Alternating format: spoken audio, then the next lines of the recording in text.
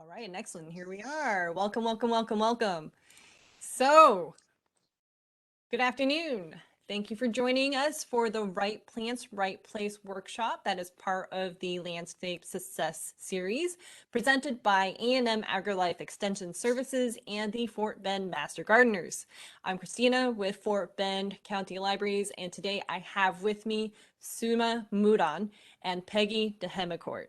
Suma is an advanced master gardener in Texas Superstar Plants, and Peggy is an advanced master gardener in Earthkind Landscaping. Suma specializes in Texas Superstar Plants as well as garden design. She enjoys designing gardens and consulting in essential oils, teaching yoga and other wellness modalities. Being a pet mom is one of her most enjoyable activities. Peggy has been a past president of the Fort Bend Master Gardeners and has been a Fort Bend Master Gardener since 2003. She currently lives in Richmond and enjoys gardening for wildlife, especially birds. Thank you both for coming, and now I turn it over to you. Okay, let me share my screen.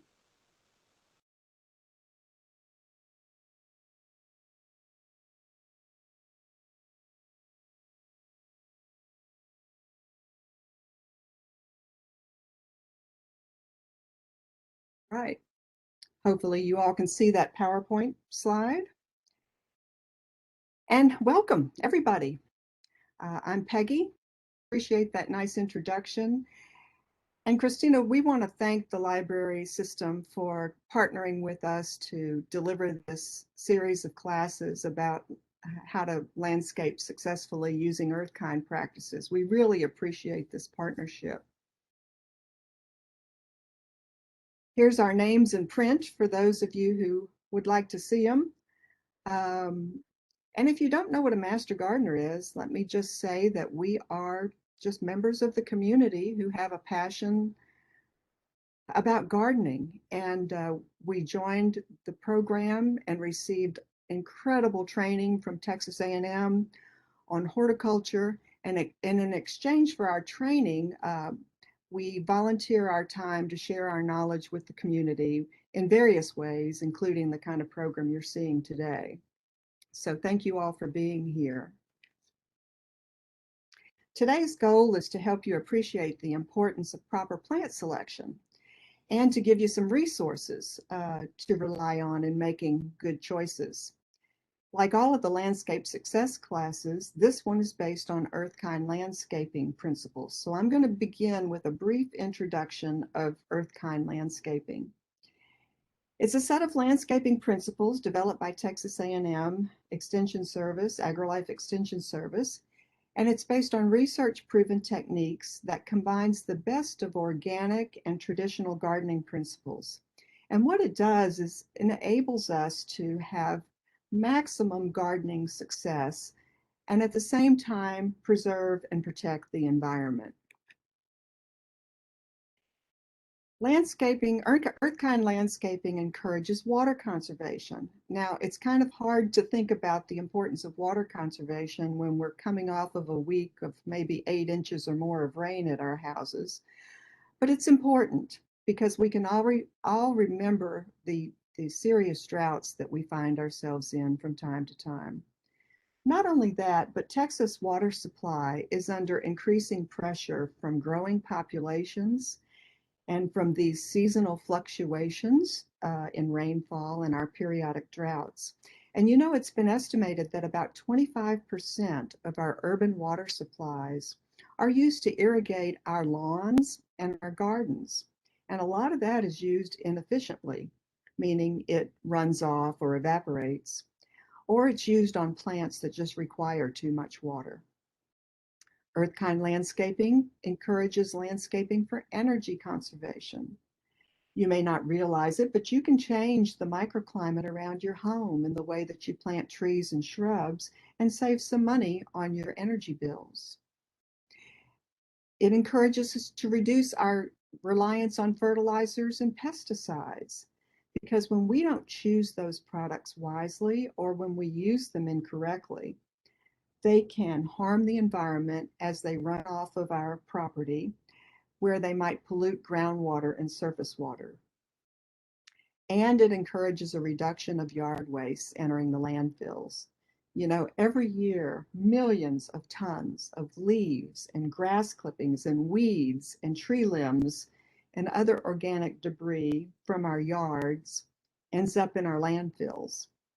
And it's estimated that about 20% of all the trash that goes to a a landfill in Texas comes from our yards, which is incredible. And that costs us money. It costs Texans over $300 million a year, it's estimated, to collect and dispose of all of that trash. Earth-kind landscaping is based on a set of 7 principles, which you see here on this slide. Today, Suma and I are going to be talking about one of those, appropriate plant selection. I'll cover some of the criteria for making plant selections, such as place, function, and resource efficiency, and then I'll demonstrate a cool online tool that we can all use called the Earthkind Plant Selector. And then I'll turn things over to Suma, who will discuss and explain the significance of Texas superstar plants. So when you get right down to it, the right plant is simply the one that's in the right place. And these conditions that you see here are the ones that need to be met for a plant to be in the right place. It's got to tolerate our summers. It's got to tolerate our winters. It has to be in the right sun exposure. It needs to be on a soil type that it's compatible with. And by that, I mean, you know, we have different types of soil: clay soil, sandy soil, alkaline, acidic soil, soil that's rich in organic matter, and soil that is lacking in organic matter. And it's got to tolerate the amount of rainfall that we receive every year. Let's start with heat tolerance. This is a map published by the American Horticultural Society. It's a heat zone map. And here in Southeast Texas, we typically have between 120 and 150 days a year where the temperatures reach 86 degrees or higher. So we're hot. I didn't have to tell you that.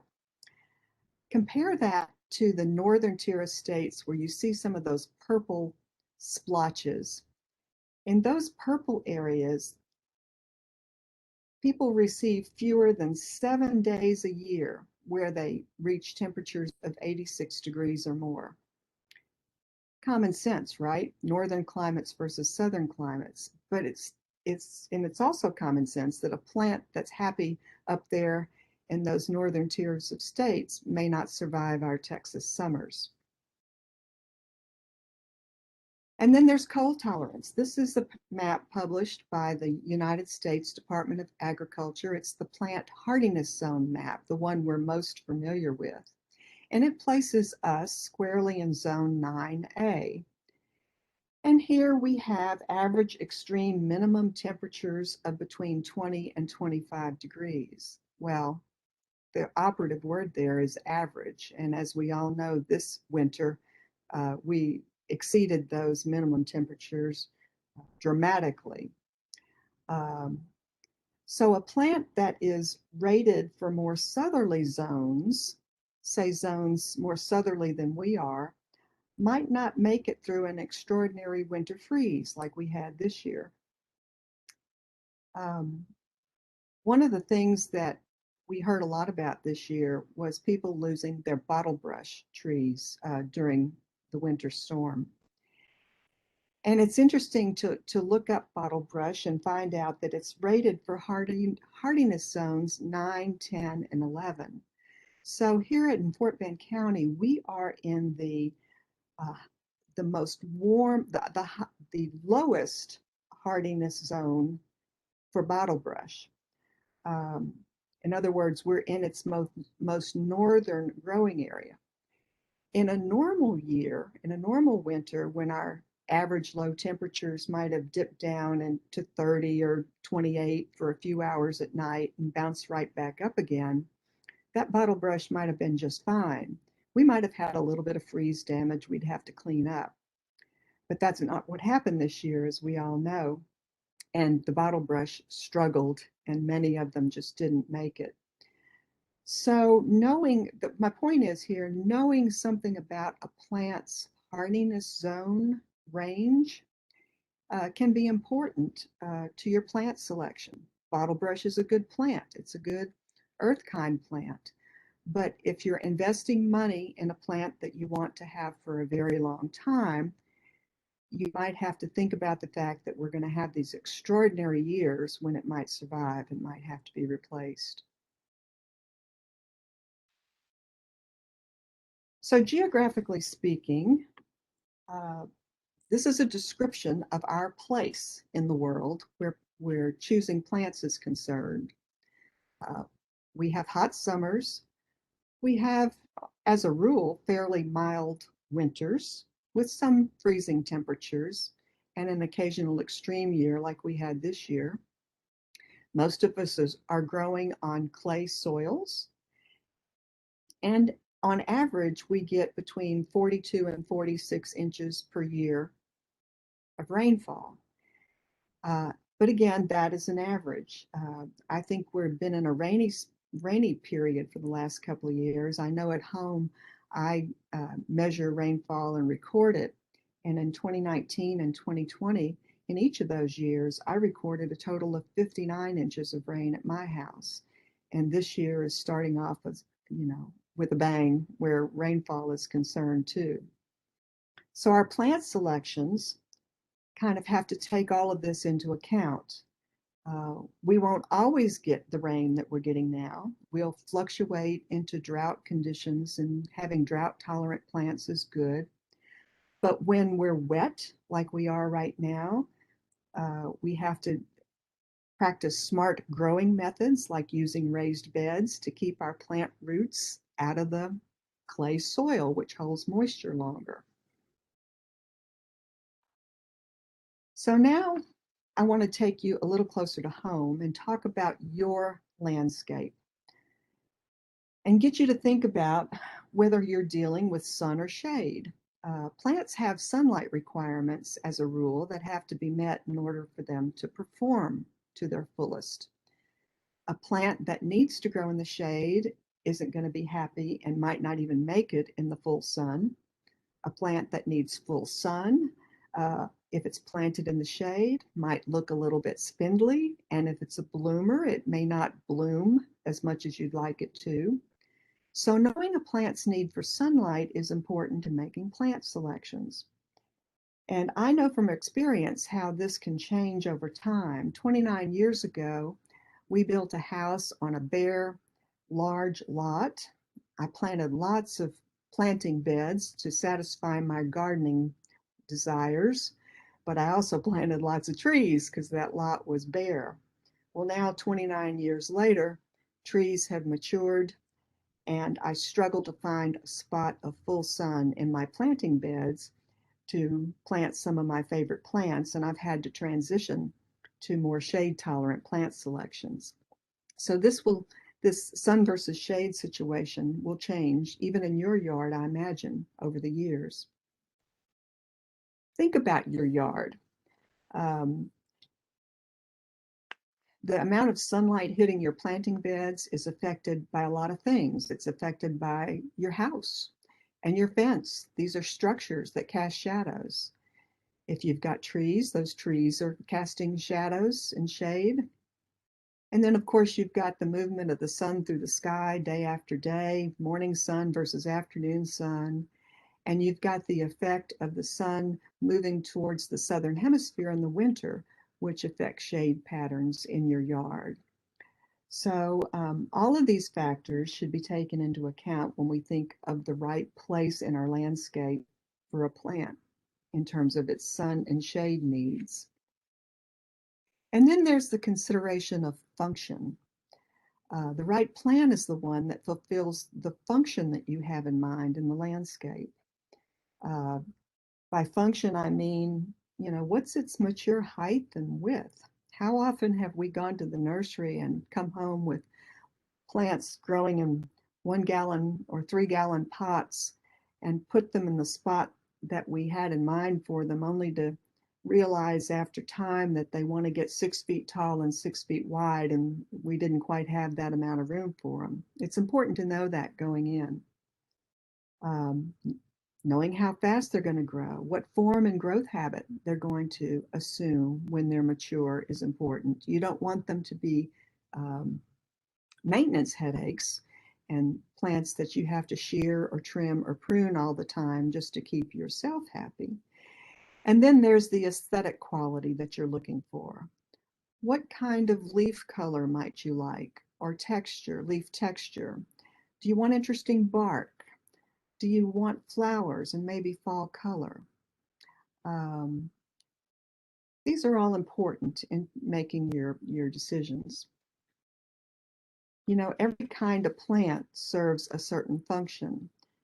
Trees give us shade and structure. They might bloom and they might give us fall color. Shrubs come in a variety of sizes, shapes, textures, growth habits. Sometimes they flower. Vines can add vertical interest if you have them growing up a structure.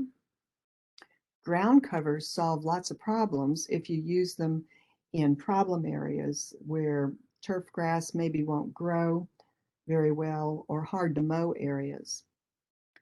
Perennials are wonderful because they give us long-lasting, vivid color season after season. They come back every year.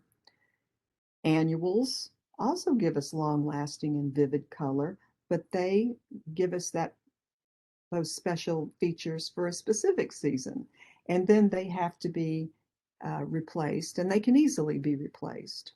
And then, of course, turf forms the palette and pulls it all together for us. So after considering all the things I've just covered, the USDA planting zone, your sun versus shade exposure in your yard, what function you want a plant to perform, then you're ready to choose a plant.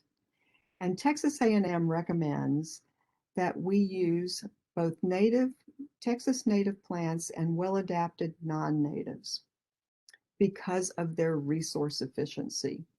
They're well suited to our growing conditions. They need very little supplemental water or supplemental fertilizer, and they are more pest resistant, keeping us from using pesticides. And these pictures just bring it home for me. Compare the beauty of this native yaupon in berry to the non-native crepe myrtle in full bloom. Two stunning examples of native and well-adapted plants for the landscape. So what's a native?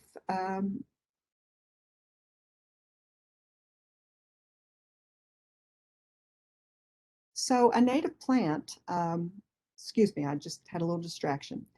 A native plant is a plant that evolved here. It's at home with our climate, our soils. It evolved with the insects that exist here and other pests, so it peacefully coexists with all the conditions that exist in our part of the world. On the other hand, an adapted plant uh, is one that evolved somewhere else, but somewhere with similar soil types and climate and hardiness zones to ours. And because of that similarity, it was introduced to our Texas landscapes through the horticulture industry. So that's how those well-adapted plants got here, because they were thought to be good specimens for our landscapes.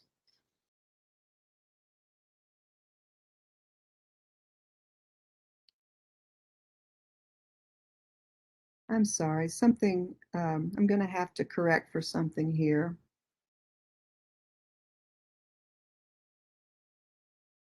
I gave Suma permission to annotate something, and I'm going to have to undo it because I can't move my slide deck. If I can figure out how to do that. I did not see any permissions. I had a pop-up asking me to give you permission to do something, and Okay. and now I can't move my slides. So go to annotate. Let's see, annotate. Stop annotating. Okay, I may be back in business. Yes, I stopped the annotation, whatever that means. You learn something every time you do one of these things. So, native versus well-adapted plants, they're both good for our landscapes. They're both available to us in the nursery trade. Why use natives? Because they're drought and heat tolerant, they like our native soils, they're pest and disease resistant, and that makes them resource efficient. We won't have to add lots of water, fertilizer, or use pesticides as a rule. And besides that, they attract beneficial wildlife like birds, butterflies, and pollinators. And they support beneficial organisms that we need to keep our sort of ecosystems in balance. And of course, they're naturally beautiful. Now, you may be thinking that I should give you a word of caution, which I should. Native plants can be so happy in our environment that they may reseed or spread pretty aggressively, maybe more so than you'd like. But just know that that's sort of a maintenance issue for you if you're using natives. You'll have to control the reseeding, pulling the plants up that you don't want that are reseeding in your yard. That doesn't mean they're invasive. It doesn't mean they're a problem. It just means they are performing wonderfully, growing, reseeding, and multiplying. That's the life of a plant when it's in the right place. And here are some examples of some of our wonderful Texas natives. In these pictures, you see Gulf muley grass, red yucca, Texas sage, Mexican bush sage, Hamelia, autumn sage, yellow bells, pride of Barbados, American beautyberry, crossvine, butterfly weed, Salvia gregii, I said that, autumn sage, to name a few. Stunning plants for our landscape and very resource efficient. And then here are other adapted plants that have been brought to us by the trade, which are also stunning and can be very happy here, like citrus and crepe myrtle and Chinese fringe tree, many bulbs like amaryllis, roses and rosemary, pomegranate, to name a few.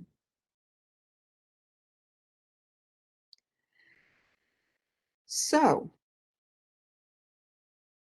now that you've considered all the criteria I've laid before you and you're ready to go to the nursery, how do you figure out where to turn for help?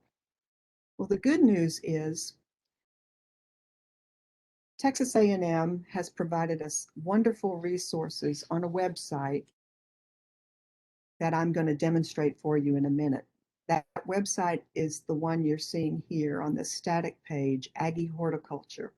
The web address is aggie-horticulture.tamu.edu. And as you can see, there are lots of resources here for the homeowner. And we're going to go now, I'm going to leave this PowerPoint presentation and share my web browser with you. And we're going to go look at the Earthkind Landscaping website and play with the plant selector tool. So give me just a minute to do that.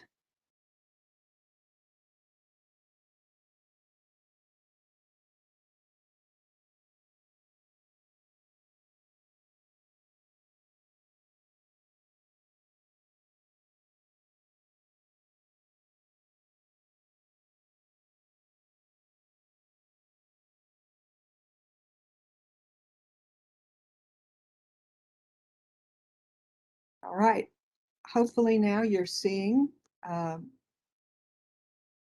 Aggie Horticulture. Somebody tell me if you're not. This is the wonderful website I want you to make your go-to resources anytime you need help with landscaping questions. As you can see here on the home page, there are fruit and nut resources for homeowners. There are vegetable resources for homeowners, and Earthkind landscaping needs resources for homeowners. So I'm going to take us there to Earthkind Landscaping. Here's the home page where you can learn more about what I've mentioned to you today and more about all of the classes, in fact, that we're bringing to you in Landscape Success with the library this year. So here on the home page for Earthkind, we can use the Earthkind Plant Selector. And just let me set this up for you just a minute. What this is a database of hundreds of plants that have been rated based on their heat tolerance, their drought tolerance, their pest tolerance, and their soil and fertility requirements based on a growing region. And then they're given a number called an Earthkind index value. And the range of those values is from 1 to 10. And the number, that measurement they're given, is based on all 5 of those resource efficiency categories. So the higher the number, the more resource efficient the plant is for the region you're looking at. And when you have plants that are rated 8 or higher, they're considered to be extremely resource efficient and recommended as good choices for our landscape. So let's make some plant selections. I'm going to search the Earthkind Plant Selector. And here you see that you start out by choosing your growing zone, your hardiness zone. You can either put your zip code in, or you can use your cursor to touch your county area on the map. I'm going to do that. We're going to choose Zone G, which is Southeast Texas. And then you come to this page where you can create a search on your own. You can search by a plant's common or scientific names. You can think about the kind of plant you're looking for. Do you want a shrub, a small tree, etc.? You can search based on your sun exposure, or the flower color you'd like to have, or when you want a plant to bloom, or its leaf characteristics. What I'm going to do, well, let me back up a step. If you use this search criteria, then you can search right here by that criteria. But what you will get are all the plants in the database that satisfy that criteria, and some of them may be outside your hardiness zone. So you'll just have to be careful to realize that when you're looking them over. What I like to recommend is what's at the bottom of this page. It says, just want a quick listing. So we're going to generate a list of plants for our area with an Earthkind index of 8 or greater. So I'm going to say that, show me a quick list. And here you have 9 pages of plants that meet that criteria that you can browse. I'm going to go to page 3 because there's one in particular I want to show you. It's one of my favorite native plants. You either love this plant or hate it. I haven't happened to love it. And it's Turk's Cap. So I'm going to choose Turk's Cap. And this takes me into a page all about Turk's Cap. You see pictures, you see its common and scientific name, and this description, which I'll read to you. It's an outstanding native Texas herbaceous perennial. It spreads from root suckers and seeds. It has dark green lobed red maple-like leaves. It has 1-inch long upright red flowers. It's adaptable to sun or shade, but it's best in partial shade. It works excellently in naturalized landscapes, shaded understories. It can be a nice tall ground cover and a hummingbird plant. So below that description, you see those same criteria sort of listed in a more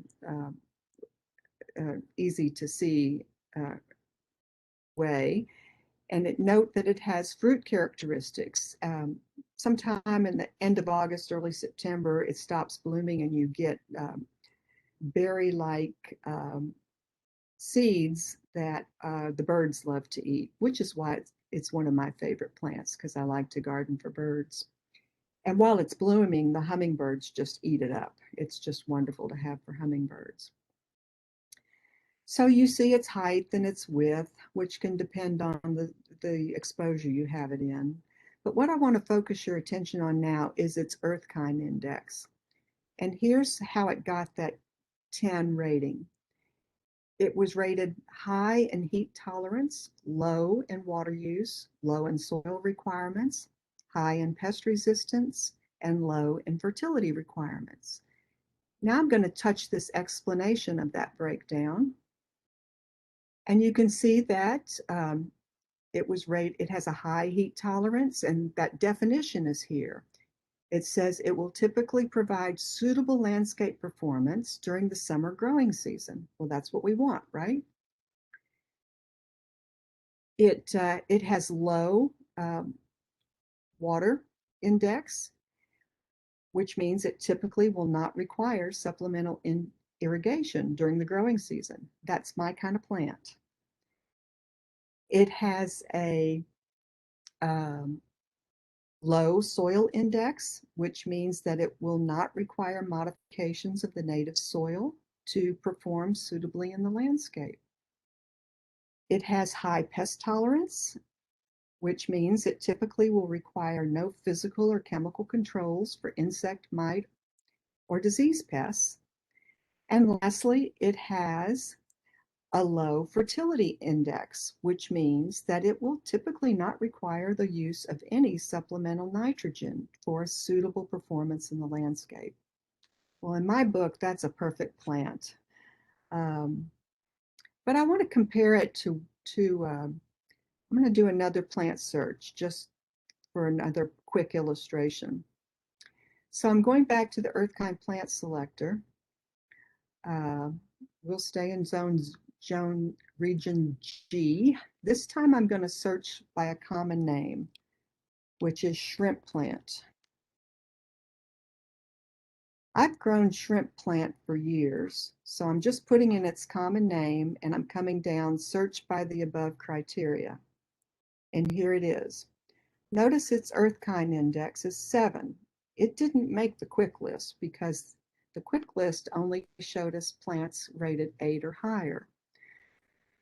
So I've been growing shrimp plants for years and I like them and they perform okay for me, but I've always felt like they're not quite growing up to their expectations. When I see pictures of beautiful shrimp plants, I know that that's not my shrimp plant.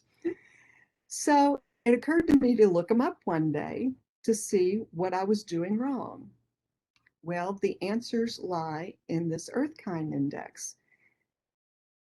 The shrimp plant has high heat tolerance. That's good, right? It can take our summer, but it's got medium water use, medium soil requirements, but it has high pest resistance, but medium fertility requirements. So let's go look at that. It's got medium water index. So that means it's typically going to require supplemental irrigation 1 to 2 times a week during the growing season. Well, I don't use an irrigation system on my garden beds, and I don't go out with a hose and water things unless they're in dire straits. So no wonder my shrimp plant doesn't always look its best. And let's take a look at fertility. I think that was rated medium as well. So it says shrimp plant will typically require 1 to 2 pounds of supplemental nitrogen for suitable performance. Well, I'm sort of a lazy gardener. I don't apply I hardly ever apply fertilizer to plants unless I'm spreading some compost around when I'm in the mood from my compost bins. So, this is a good example of why I'm not getting great satisfaction out of my shrimp plant. And it also affords me an opportunity to share with you how you can sort of solve some of your own problems by using this Earthkind plant selector. So now I'm going to go back to the main Earthkind site. I know a lot of us love roses, and I just want to make you aware of Earthkind roses. Oh, let's see. Here they are, earth-kind roses. So the earth-kind name is a special designation that's been given to certain rose cultivars by Texas AgriLife Extension Service through their earth-kind landscaping program. They've earned that designation after they survived extensive research and field trials, and only those roses that demonstrated superior pest tolerance combined with outstanding landscape performance earned the name. So if you're interested in adding roses to your landscape, check these out. Let's look at the earth-kind rose cultivars. They're organized here based on their size. You can see that there are dwarf shrub roses, small shrub roses, medium shrub roses, mannerly climbers, and vigorous climbers. And I would say the vigorous climbers might be the ones that would look like they're eating your house if they were happy enough. So for each of these roses, you can make a selection and learn more about them. And you get this wonderful page of information that tells you how it will grow, its height and width, how far apart to space them if you're going to grow more than one, describes its bloom, gives you advice, gives you its hardiness zones, and gives you some ideas about landscape use. There's even a PDF handout for each one of the earth-kind roses. So if roses are in your landscaping future, we encourage you to become familiar with earth-kind roses and give them a try. Well, that concludes my comments. I'm going to ask if anybody's monitoring the chat room, if there is a question or two I might answer at this point before Suma starts her presentation. And surely we'll come back to question and answer at the very end. I just don't want to get us too bogged down at this point in Q&A. So let me hear from somebody, please. If someone is asking about drift roses, Anything in particular about drift roses? are they, I think, how do they relate to earthkind? I don't think the drift roses, I don't think any of the ones that are currently designated earth-kind roses are drift. And I'm not familiar with what might currently be under trial and being trialed for future designations. It doesn't mean that drift roses are bad necessarily. They just might not be as pest resistant. And I'm speculating now, and I don't want to do that. But certainly, there are many good roses out there on the market. Not all of them have yet been trialed and earned the name Earthkind. It's a roundabout answer.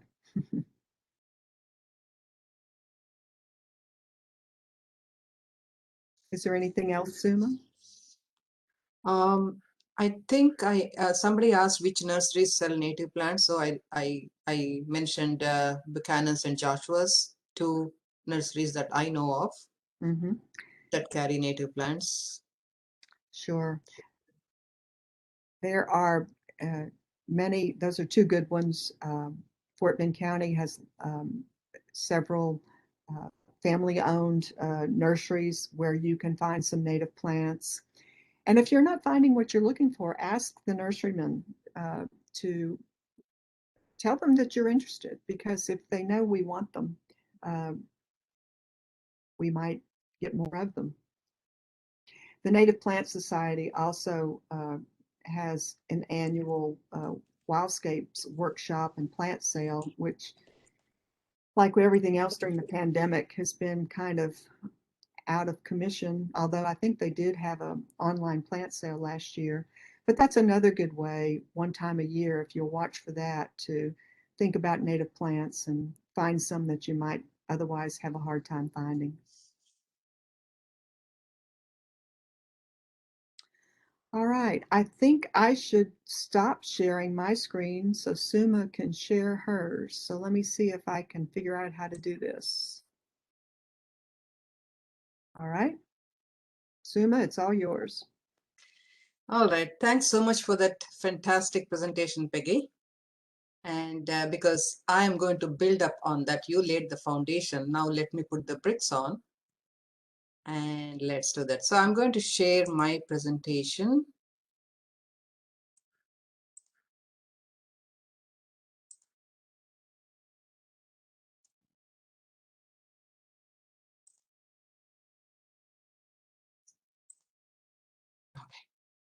So can everybody see the slides and hear me? Okay, just give me a thumbs up or just let me know. Yes. Okay, great. Okay, so you have heard a little bit about myself, and the only thing I would like to add is what brought me to this place. Like, why did I become a master gardener and why did I specialize in Texas Superstar plants? I think that a lot of people can relate to that journey. I moved from Northeast where I was used to gardening from Memorial Day to Labor Day, and that's when we were actually able to step out. And I was so familiar with cold hardy. But when I moved to Houston, I was completely lost. Like I still tried growing peonies, I still tried growing Japanese maples, and they all died on me. And then I decided, okay, this is not working, so I have to go and actually learn it properly. So that's when I joined the Fort Bend Master Gardeners and started learning about plants that do well here. And then it took me when they had the first session of this advanced training in Texas Superstars, I signed up, and I'm so happy that I did that because those are the backbone of my garden now. They do extremely well, and they help me get over my northeast frenzy and settle into the southern charm. So like uh, you have heard Peggy talk about the earth kind landscaping fundamentals, and those are the ones that actually will help you set the stage for your landscape, for your home landscape. Once you learn all the fundamentals, then your next task is to find the plants. So you have the right tools. Now you need to find the right plants. You know the right place. As she explained to you how you should look for the sun, the shade, and all the things, irrigation, water requirements, fertilizer, all those things. But now, where do you get the plants? So these two programs go hand in hand. One lays the foundation, the other builds on that. And so this is one of the easiest ways that I can explain how a superstar plant grows. So a lot of times we find plants growing in cemeteries and there's nobody there to water them. There's nobody there to fertilize them. There's nobody there to prune them, but they flourish.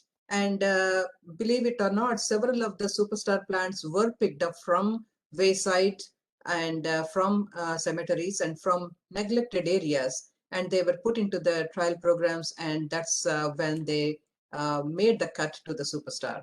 So what does it mean to be a Texas superstar? Um, the plant has to be very reliable. It has to also look well. And during the trials, I'll talk about the trials in a minute, the plants received minimal soil preparation, minimal water, or no pesticides. If you remember, all these go hand in hand with earth-kind landscaping principles. So at the end of the trials, they were able to come up with a few plants that actually were as tough as nails and Texas stuff. So if you are in the market for a plant that you can throw in the garden and it survives and flourishes in spite of your neglect or your brown thumb, that is a Texas superstar plant. So what is the criteria to for being selected into this group? So the plant must be unique. Just because it's a tough plant, we cannot just bring a weed and say, okay, this is a Texas superstar. So the plant has to be unique, and it also has to have ornamental characteristics. As we go through the plant list, you will see how beautiful some of these plants are. And it has to consistently perform well. It's like not you bloom once and you're done. So it has to give you years of enjoyment and seasons of bloom. And it has to be pest resistant. That means you don't have to, wake up in the morning and take your pesticides and fungicides and walk in the garden. So that should be minimal. And another main criteria is these plants should be easily propagated. That means if you are not able to duplicate and multiply these plants, it's tough for the plant growers to market these plants. So they should be very easy to be propagated. And they also should be attractive in the sales counter. So if you go to Lowe's or Home Depot or any of the big box stores, they also sell this. I'll talk about it later. And they should be able to call you. So they should be able to compete with the other sexy plants and still make the cut. And when we say Texas Superstar, one of the very common questions that I get is, Texas is so huge, it's like 1,000 miles across. And there are so many different climate zones here. As you can see from this map, from the Panhandle, it's zone 9B, almost zone 10, to the Lubbock region where it is zone 6B. It's cold. Where I came from in Pennsylvania, it was zone 6. So it's as cold as that. So how can you say a plant is a Texas superstar when there are so many varied climate zones? We'll talk about that. So these plants are tested. Those are the 4 testing sites that they chose because they wanted to make sure that these plants survived in all these various climates. And they were hardy. They tolerated not only the hot and humid summers, but the hot and dry summers of like regions like Dallas, and they were disease and insect resistant. Uh, Generally, when we have face-to-face trainings, we also give out a color brochure of Texas Superstar plants, and unfortunately now we are not able to do that. But if you go to the Texas Superstar website, you can go to the color brochure. So if Nancy, if you can put a link for the website, that will be great. So there you will see these symbols. So it will talk to you, it will show you what's the water usage for each plant, whether it is deer resistant, whether it is attractive to pollinators. And there is one other great information in that brochure is like it also tells you the planting times. So if you plant in spring, you will get summer bloomers. Planted in summer, you will get fall bloomers, and planted in late summer and fall, you'll get winter or early spring. So one of the tips is pick a few from each one. So throughout the year, you'll have something blooming in your garden. And now let's talk about the specific plants. One would think like this program, Texas Superstar Trial Program, was started in the early 1980s, and it was actually formalized in 1989. And you would think in the last 35 years, we would have gotten so many labeled as Texas Superstars, but not so, because it takes a long time to go through the field trials. It takes like various amount of effort to make sure that these plants perform in these various climate zones and still make the cut. So as I end the talk, you will see how few plants make the cut each year. So in these Texas Superstar plants, there are some that are annuals, some that are perennials, some that are biennials, and some that are woody. So we will go through each category briefly, depending on the time we have. So annuals are the ones that like flourish through one blooming season, but depending on the climate, like we had several winters that are very mild. So if the winters are mild, the annuals may behave like perennials, and our perennials may behave like annuals in colder regions like Dallas and up north.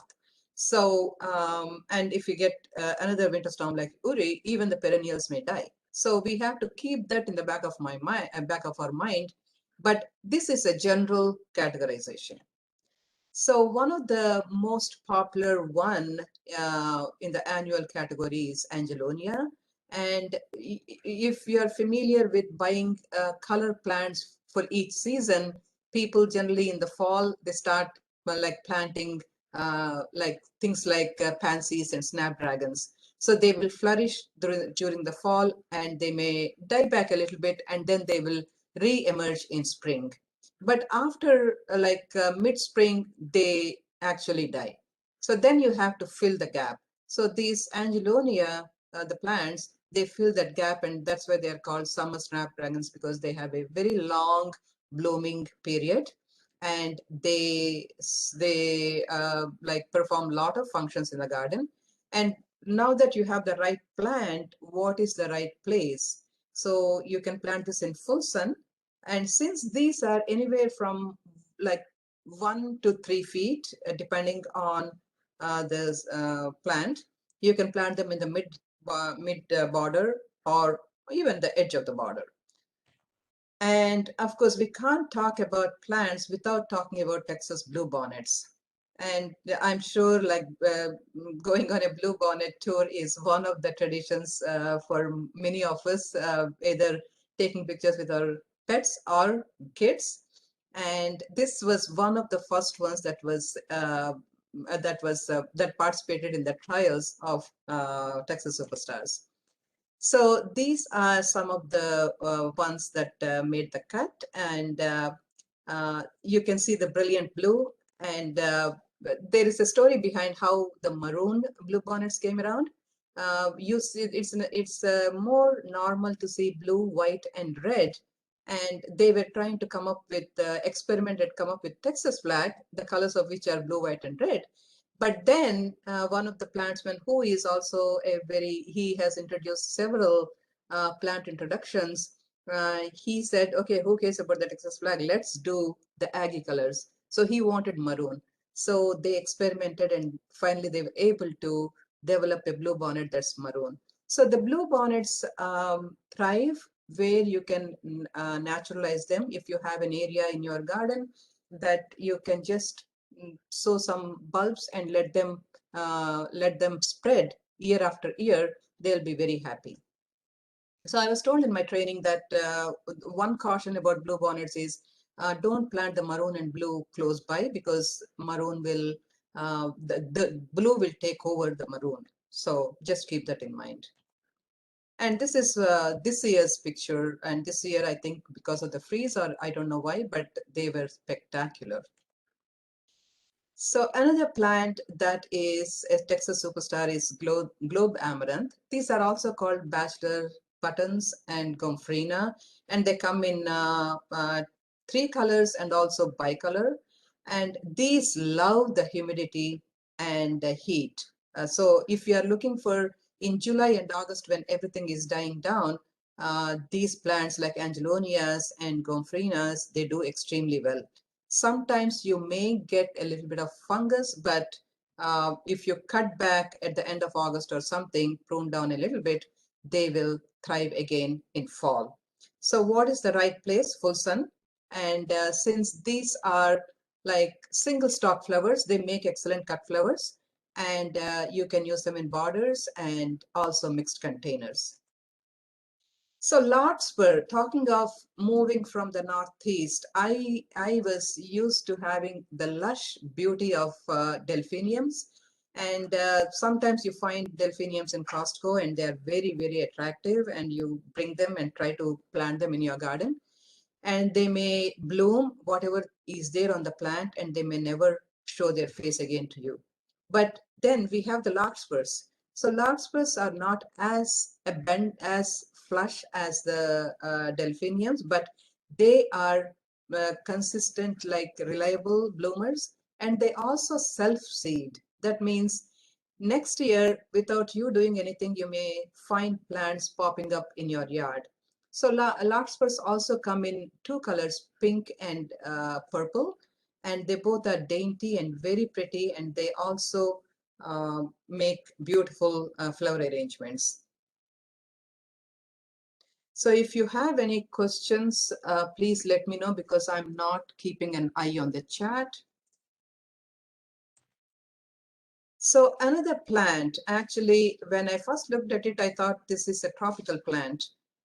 This Rio series Mandevilla, this is also made the cut to be called as a Texas superstar because it performs very well. And again, if the winter is mild, it will survive and then it will come back next year. So the Mandevilla can be grown as a sprawling shrub or in a container, or you can give it a stake and make it into a climbing vine. So there are so many options for Mandevilla. Mandevilla also comes in a few colors. So the right place is full sun, but it appreciates, it really appreciates afternoon shade. Otherwise, it gets a little burnt out in the Texas summers. Again, like I mentioned, it will look nice with a nice slim trellis in the middle of the pot. And this is one of my favorites, Laura Bush petunia and tidal wave silver and cherry petunias. So petunias are very hardy, and these are actually the backbones of the fall planting. But I found out that these particular varieties of petunias, they will reseed. Right now, my containers where I had them before last year, now they're full and flowering, and I see Laura Bush sprouting up here and there throughout my yard. So they fill with such nice color. And especially the combination of tidal wave, silver and cherry petunias is unbeatable in either a hanging basket or on a slope where it has the ability to trail down. So beautiful plants. So this is another very tough plant, the pentas. Uh, Pentas come in, now they have more varieties, even in Texas Superstar category. So if you find pentas, do grab them because they will give you a long season of bloom, very long season of bloom. If you plant in late spring, like as of now, and you can see the blooms through the end of fall, and sometimes they may come back later in the year. So right place is full sun. It comes in different heights, so you can either place it in the front of the bed or middle of the border. And it also attracts hummingbirds and butterflies, so you can make it a part of your pollinator garden. So when I say pollinator garden, you should have pollinators throughout your yard, especially if you have fruit trees, if you have vegetable gardens. Make sure you plant the pollinators close by so that you can attract, you can lay a welcome mat to the bees and to the butterflies so they will help with your produce. Make sure that you have several of these scattered throughout your garden. So Cora, periwinkle, vinca is called the periwinkle, and this has become a staple in landscapers, builders. So some of these plants that are Texas superstars are used so abundantly by landscapers because they perform so well and they're so attractive, either in the home gardens or in the public places where they have neighborhood entrances and all. So you see them as soon as the late spring comes, you start seeing vincas. Vincas come in several colors, also in bicolor. So this particular Cora series is resistant to a specific disease that vincas are prone to. And some of these have the trailing habit, so they will look lovely in a hanging basket. They will look great in borders. Wherever you want a splash of color, you can plant the vincas. And I found out that interestingly, these vincas do better even in part shade. So that's the bicolor. It's beautiful, spectacular. So the other this is one of the most popular ones for cut flower businesses, cut flower gardens. If you want flowers to bring inside the house, this is one of the most popular one, zinnias. So the series Profusion and Sahara series, these perform extremely well, and they provide you not only color throughout the season, throughout the long blooming season. You can plant in late spring for summer blooms, but they do much better in the fall. So start planting in midsummer or late summer for fall. So for us, fall is not like September. Fall is December in Houston. So if you plant them in August or something, you will get a very long blooming season. And one design tip I want to give you, putting my designer hat, is you can combine with blue salvias and these orange or red zinnias, and they will look spectacular. So now talking about perennials.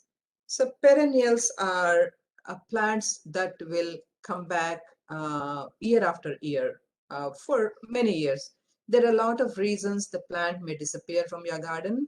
Uh, um, Not because it's not a perennial, but we had a situation like that recently. So in February, if you have talked to anybody, everybody was depressed, everybody was down in the dumps because everything looked like it was dead. Uh, so there are situations, there are these extreme situations, but hopefully, like, these are not very often. What I found out was, so these are the backbone of the gardens. We may have lot of wishes, lot of passions, like some people who migrated from the Asian countries may have a passion for tropical plants, but those need pampering, those need more care and more work. But if you want your garden to look full and like to have something going on throughout the year, perennials are your best bet. So you have to pick some of these perennials, some of the native plants like Peggy talked about, because you have to provide not only for yourself, you also have to provide for the wildlife. And these generally don't have the long blooming cycle that like an annual, because they don't spend all their energy and die in one cycle. They come back every year. And the perennials, some may be evergreen, some may be root hardy in the sense that they may die down, but they will resprout from the roots the following year. And some may self-sow, like I mentioned larkspur. So some of the plants may self-sow and come back next year. So this is, there are a lot of times when, sorry, when I am asked about problem areas. One of the problem areas is under the oak trees in the front of the house. So we have a lot of shade, and every year I'm sure you also go through the thinning of the branches to get more light into the garden. But this is one plant that will thrive in shade, in partial shade, and it will look beautiful because of the bright yellow color. So Texas Gold Columbine, a great plant for shady spots. So it also, to create that mass appeal, you may want to plant in a clump, not just one plant in a somewhere in the corner. So try to mass plant, and it'll look spectacular. So this one, the Princess Caroline grass, it's a it's a regal plant. It is huge, humongous, and the right place for this is full sun and in a spot by itself. So it needs to be given its own limelight. You cannot combine this with anything else, at least not on the sides. It is one of the unusual colors.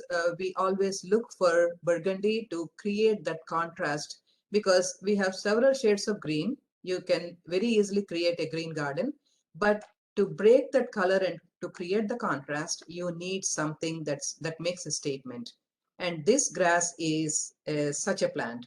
It makes a statement. It's tall and regal, and um, in my experience, it was spectacular if you planted it behind a couple of boulders, big rocks. So it will gracefully, the stems will flow over on the rocks, and it's heat tolerant, so it does extremely well. And it is a very unusual color, but make sure that you have the space for it. This is one of my very favorite plants, and I also have a story because I was very enamored when I read the story of Dr. Moy, and he is an immigrant from Hong Kong, and he went through several hardships, but he introduced a lot of plant species. He worked in the San Antonio Botanical Garden, and he gave us a lot of beautiful plants. So this is a perennial hibiscus. It's very hardy. It comes back every year. I have had it in my garden for about 8 years now. And the bloom is huge. It's about 12 inches. So this is a must-have plant in your garden. These two lantanas is, for some reason, lantanas personify Texas, and these two are trailing lantanas, and they both are superstars. They have the spreading habit and two beautiful colors. So you can contrast this with planting some other color in the back. So for yellow lantana, maybe you can plant salvias in the back, and for purple, you can plant angelonia, or you can contrast. So these will look beautiful if you have a slope, or if you have a elevated box like container, or in the hanging baskets. So they look beautiful. This is like, if you remember from Peggy's talk, there is a rating of 10. This is one of those. Either you love it or hate it, because it will show up everywhere in your garden.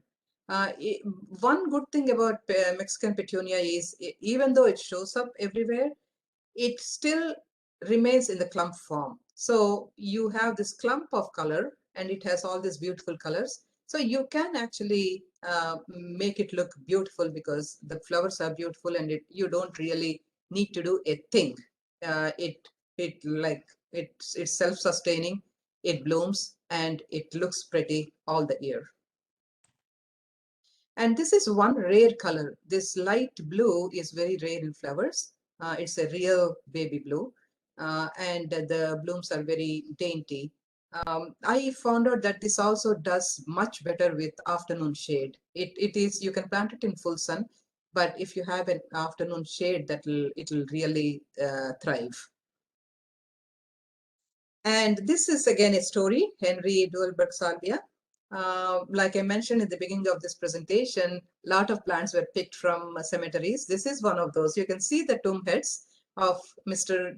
Henry Duelberg and Mrs. Augusta Duelberg.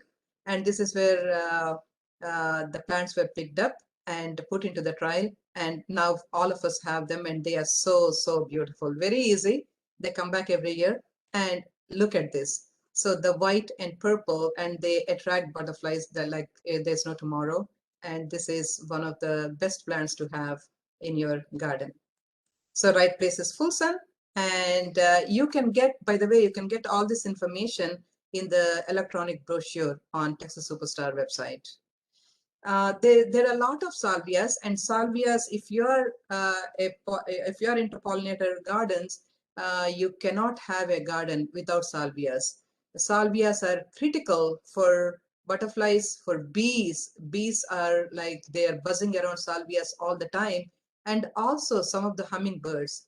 So I have planted salvias around my vegetable beds to attract bees. And there are so many varieties in salvias that you can make lot of designs in your garden, because there are so many heights, there are so many shades of blue, and you also get now purple salvias and red salvias and maroon salvias. So it's beautiful, and salvias are really, really good for pollinators. Full sun. So perennials are the like semi-tropicals. These plants provide that tropical, lush tropical look to your gardens. And they may survive, because they may come back from the roots even if they look dead. So this is one of those, Pride of Barbados. This is also part of the earth kind, and it is spectacular. The colors are very attractive, and the leaves are very attractive, and it can be a small attractive ornamental tree, and it did survive the freeze. So Duranta is one more thing that is that has multi-season interest and also great for birds. So these berries, the golden berries, the flowers turn into golden berries in the fall, and they make excellent flower arrangements as well as keep the birds happy.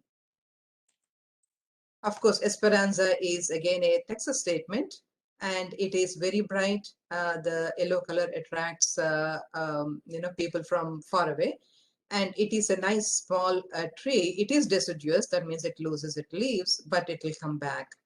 So if you want, like once the blooms are done, you will find seed pods. So if you want more blooms, make sure that you remove the seed pods right away. And this is one of my most favorite plant because this has again a multi-season interest because it has this chartreuse color of the leaves and that rust color blooms, and so the blooms attract hummingbirds, and like it all my camellias came back from the freeze and they're all looking beautiful right now.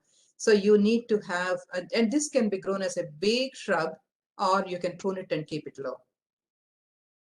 And this is again one more thing. If you want to do something interesting for your hedge, you can, instead of using the green meatballs, you can use Thryallis, and that will create. This is almost an evergreen, and it has this nice dainty yellow flowers. So there are some woody shrubs, and you can see these in several places, especially in Sugarland Costco. All the back behind Costco, you can see a hedge of this Texas sage. It's beautiful. And of course, now this year, the Vitex is like exploding. It's deeper lilac, and it is in full bloom everywhere. It's such an eye candy. Again, it's a small tree and very useful. So there are, Peggy mentioned some a bird, fall color. Again, coming from East Coast, I was like pining for fall color. I was trying to create something in my yard, but I don't have space to plant these big trees. But if you have space, these are some of the trees that create fall color. So all the trees that change color, they lose leaves. So you have to keep it in mind. If you want an evergreen, these trees are not for you. So there is Shantung maple. The leaf is very attractive and it does change color. Of course, if the winters are a little like, if the falls are a little cooler, then the colors will be more vibrant. But this is, this can create some interest in our yards. And this Chinese pistache, this is spectacular. This has a lot of good color. The only caveat is that if you plant a female plant, apparently the seed pods fall everywhere and you start getting a lot of babies. So make sure if you are going to buy this tree for your yard, make sure you ask the nursery people whether it is a male plant. So there are also several specialty plants that are in the Texas Superstar category. I mentioned Dr. Moy before. He also introduced several categories of citrus. Of course, Florida is the citrus capital and Texas comes close. I don't know, maybe they are similar, I don't know. But there is, especially this year, I think if anybody had a severe heartache, it is losing citrus. A lot of us lost citrus for the due to the freeze, but some of the citrus that survived are categorized to withstand temperatures in the low teens, and some of them are orange frost. Anything with frost series in its name is more cold tolerant. So you may want to experiment with that. And these are not only they not only do well, but they also taste great. So there are some ornamental plants. These peppers are they are called ornamental, but they actually are edible. And these are spectacular if you use them in a mixed container. Look at those colors. They will look fantastic if you add flowers and these together.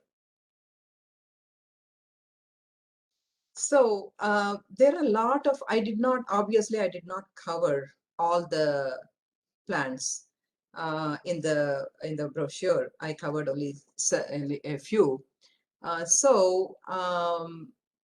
These these are some of my most favorite ones, and I have all these in my garden, and all those have come back. They have survived the freeze, and they have come back, and some of them started blooming. This year, probably the blooming is a little delayed because of the late freeze, but these are some of my recommendations. So if you want to take a picture of the slide, go ahead and do that.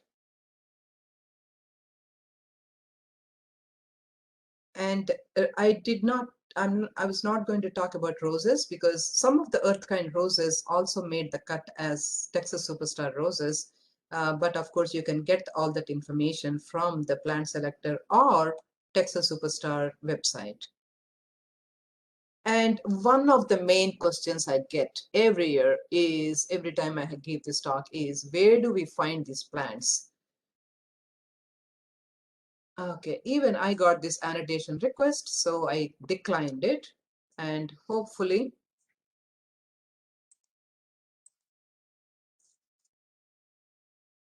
okay, I was just trying to, okay. So, sorry. Okay, now again, I can't do that. I can't move my slides. Same thing happened to me. That happened to Peggy. Suma, go to the top of your screen and you can stop annotation. Okay, okay. Or cancel annotation. It was an orange bar, I think, up there. Yeah. Annotate, stop annotating. I did that. That freed me up when it happened to me. Okay, all right, good, thank you. So these are some of the nurseries where you can find these plants. So in our area, Enchanted Forest in our area, in the sense in Fort Bend County, Enchanted Forest, Enchanted Garden, Caldwell Nursery, and Blows is one of the surprising places which carries a lot of superstar plants. They generally have the maroon containers, the color of Aggies, and it will have this superstar logo on the container, and they will start carrying them as soon as they get them. And these are some of the places. Cornelius also announces periodically that it has Texas Superstar plants. So you can find the plants. Again, if you want to take a picture of the slide, please do.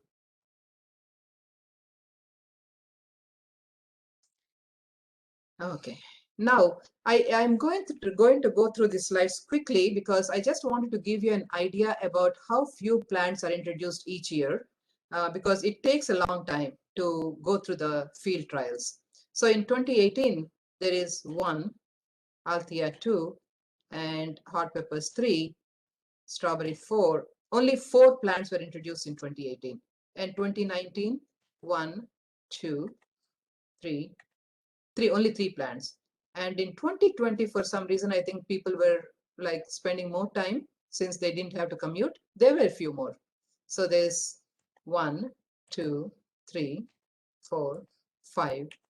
So 5 plants were introduced in 2020. And in 2021, most of us have grown celebrity tomatoes.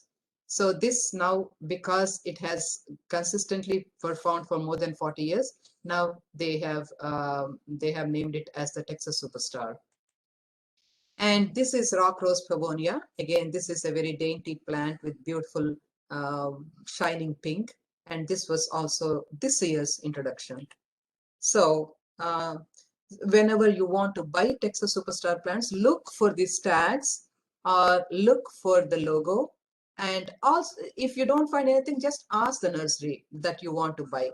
And if you have the brochure with you, take it, open it on your phone, and you can look for the plant.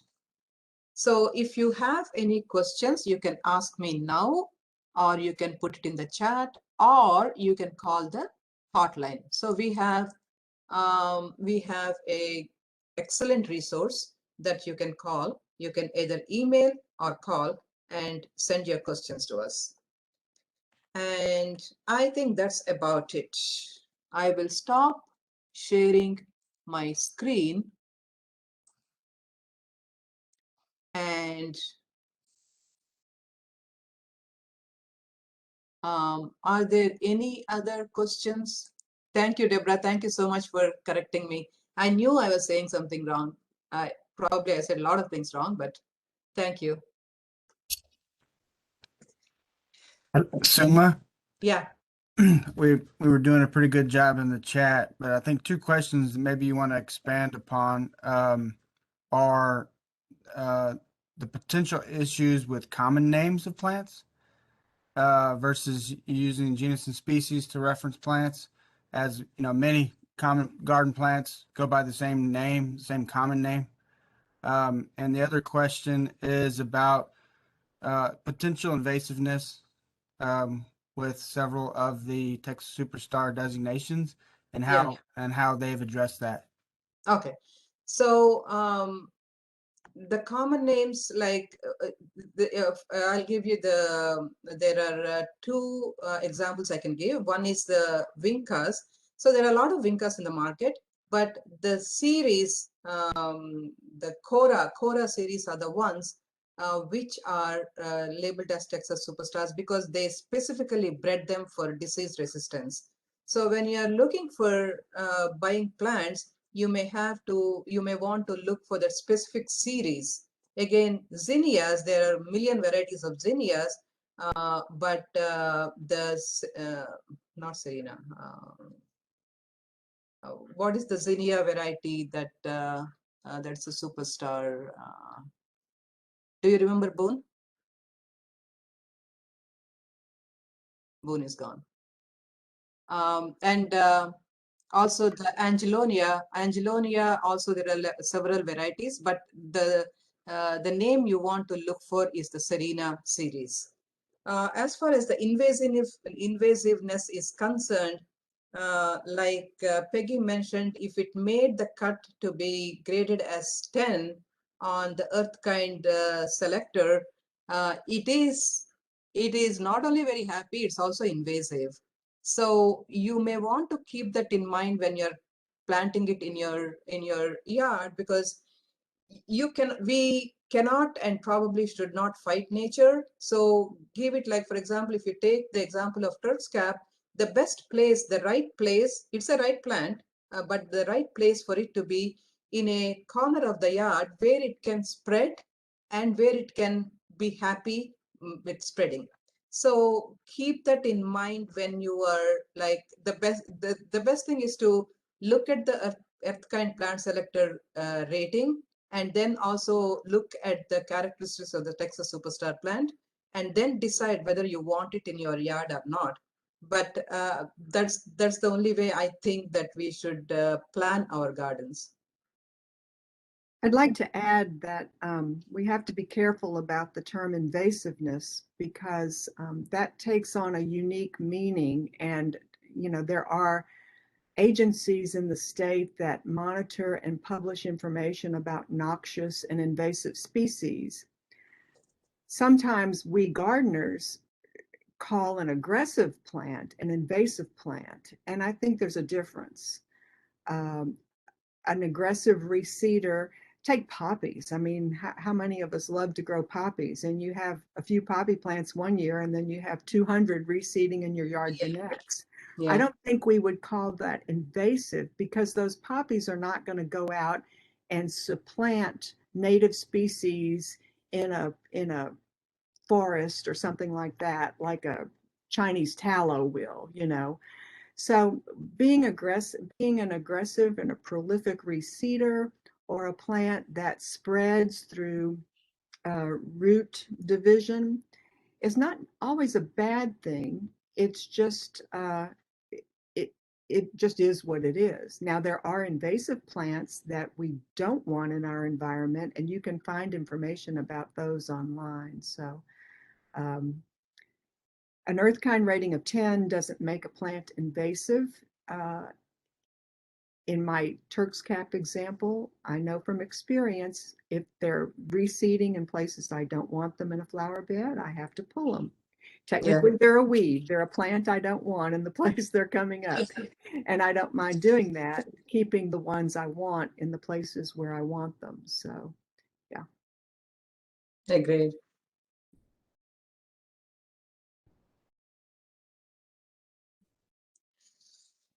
So if there are no other questions, then we can turn over the microphone to Christina. But before I do that, I just want to remind everybody that we have several more classes in the Landscape Success series.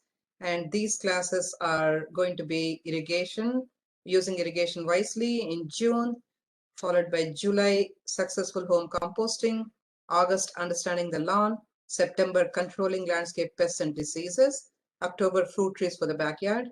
Okay, there it is. So thank you for putting up the flyer. And all these classes will help a home gardener to have a successful landscape and a garden. Thank you so much for Christina and the Fort Bend County Libraries for partnering with us.